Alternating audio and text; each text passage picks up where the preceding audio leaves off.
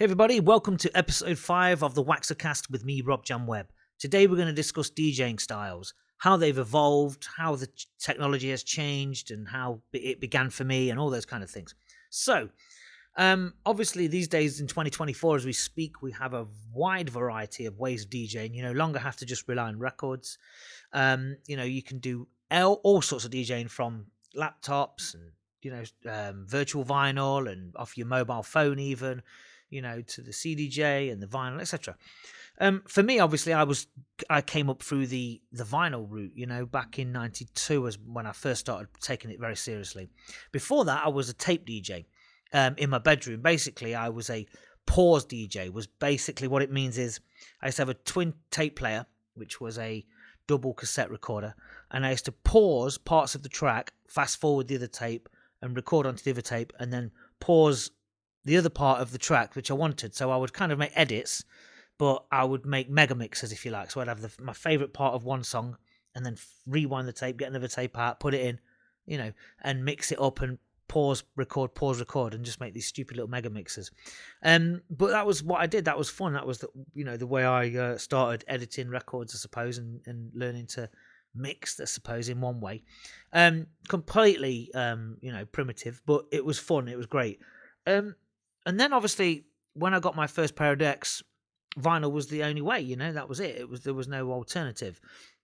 And I got a small Technics turntable, which was like a belt drive, but it had a pitch control, and then a Pioneer. Was it? No, it was Panasonic. It was a Panasonic turntable belt drive with a pitch control again. It was like a tiny jog wheel, really small. So it was very difficult. And a realistic DJ mixer from Tandy, which cost about 30 quid. Great little setup for a beginning teenager in his bedroom. It was brilliant. And then obviously I evolved into buying a pair of Technics a couple of years later, around 94. But yeah, DJing and styles. I mean, how does it evolve? How do we evolve? Over 30 plus years that I've been doing it, I've gone from funky vocal house, rave, drum and bass, not drum and bass, but the hardcore rave stuff. Some techno in there, molded that within there, vocal house, every kind of house music from the 1990s I've dabbled with, I've been through, speed garage, trance, etc. So I was kind of lucky to have gone through all of those phases as they happened and as they evolved from the birth, if you like.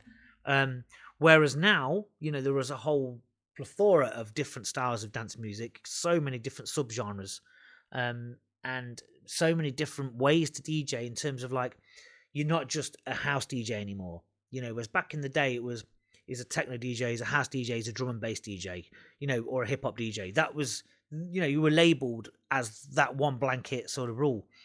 Whereas now, you can mix all sorts of stuff together. You get these, open format, open genre DJs where they'll play drum and bass and then a bit of acid, then maybe a dubstep record or, whatever. So it's good to see that. But for me, the journey of being a DJ has gone from being in the bedroom on vinyl, and learning my craft on really dodgy decks into getting a decent pair of decks. And then also, because I was regularly DJing in nightclubs pretty much every week throughout the 90s, I learnt my craft live on set, on stage, if you like. Didn't really spend years practicing until I got good enough to get a local gig. I was thrust into the situation from the age of 16. I got a gig straight away, basically because of my position. I worked in a record shop, so I had access to the promoters and the club owners and stuff, and I just literally went for it. I was just full of gusto, full of enthusiasm, and I put myself right in the heart of it. And I did that for a whole decade, and I've still carried on doing work in my local town for years after that. I've still never stopped. I just pick and choose now. But back in those days, my style in the early days would have been a mixture of, I used to do hip-hop sets in the back rooms of clubs, and then I used to do house sets. So if it was a warm-up set, it would be US Garage, Strictly Rhythm, Nervous Records, DJ Sneak, Todd Terry, all that kind of stuff. So it was always US Garage based, funky, disco house sort of thing. And then on other gigs, I'd do banging sets. So if I played later on in the night, I would do a banging set of the big tunes of that time, whatever they were, whether it was piano house or more harder edge sort of, early trance sort of stuff, whatever it was. That's what I do. And then obviously, as I say, in the back rooms, I do a hip hop set, funk set, soul, disco, scratch DJ set. So I always had so many different genres to play with, but obviously it was very difficult to put them all together. You pretty much couldn't. As I say, a drum and bass DJ was just that. Fabio and Groove Rider were just that at the time, even though they evolved from the soul scene and the acid house scene. But in the 90s, everyone was kind of set in their rigid way. Whereas now, you can throw it all in there, which is great.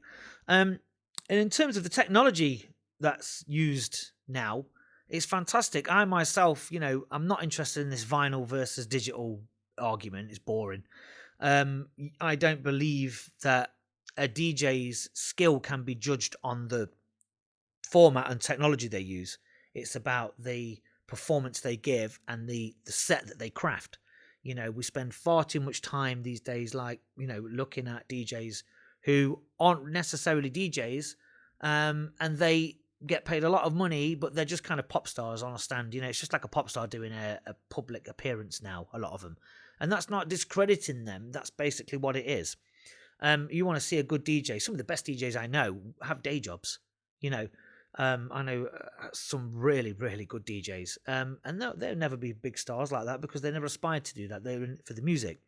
I myself have done both. I've done main room gigs. I've played in front of 1,000 people every week in my younger days. And I've also done small gigs with 20, 30, 40 people there. And they're usually the best ones, the smaller gigs. But today's argument of the vinyl versus MP3 thing, it's just pointless. And we're in an age now where we've surpassed that. And we have to kind of just accept that if a DJ's performance is good, whether they're doing it on a mobile phone, on a tractor controller, or with Serato, or whatever it is they're doing, it's the performance that should matter and the selection of music that matters. So I myself still use vinyl, obviously. I just love the feel of it. It's the way I came up. There's no changing me on that. But I've got a Denon dual DJ deck, which is basically this, exactly the same as a Pioneer, except it's got 2 decks built into it. It's got 2 outputs. So I'm happy to have the hybrid of both. I've DJ'd on Ableton before. I've done that. I've done sets on that. Kind of all right with a launch pad. It's okay, but, it just wasn't right for me. But yeah, DJ styles have evolved and evolved. Nowadays, I play mostly disco house, funky house, but I do love going back to the old stuff and doing a classic progressive house set or a classic hip-hop set. I've got all of that knowledge and experience behind me in able to do that at relative ease. I don't have to think about it too much. But with new music, it's pretty much usually funky house, deep house, a good vocal track is where I'm at. I'm not too fussed about playing trance anymore, although I do still love listening to the old trance, because I was in that position, as I say, where I came up through the 90s, and by the end of the 90s, we were literally banging trance and funky disco house. 2 polar opposites were the biggest music in 98, 99, 2000. Those 2 sat side by side, and I was able to play both in different sets in different clubs. I was able to get gigs doing both of those, which was great. But the trance music for me was, I could still love putting together a banging trance set. But obviously I don't do it so much anymore. But in terms of today, I'm able to take most of the music from the past and blend it with new stuff. So I can put all the new stuff on the digital, on the Denon deck, and use some old vinyl, and mix it up and hybrid it, which is great. And then also I can throw in a few live jams off the synth as well. So best of 3 worlds, really. So yeah, DJ styles. What are your DJ styles? How do you DJ? What's the format that you use? What do you like using? Does it matter if you use a phone? Does it matter if you use a laptop or an iPad or whatever your software is or your hardware is? It's the performance that counts these days, and I think we've lost a lot of the creative side of it for the commercial side of it. And that, as I say, it's not about gatekeeping, it's not about snobbery, it's nothing to do with that. It's simply the commercial pop world is dance music. So a lot of those acts are going to jump on the DJing wagon, whereas some of the greatest DJs, as I said, are full-time job people, normal everyday people. And then you've got some really great DJs still. Kerry Chandler is a fantastic DJ. Carl Cox still does a really good set.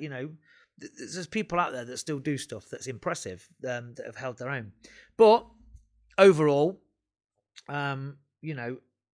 what's format do you like to use? What DJs do you like to see? What DJs do you think should be more famous for their skill and their craft? Let me know in the comments. And yeah, that's it. DJing styles, they've evolved for me, and they've grown in many ways, and they've dipped and they've glided and slided and so on. But I'm still here doing it 32 years later. So thank you guys, and I'll speak to you in the next episode. Thank you for joining.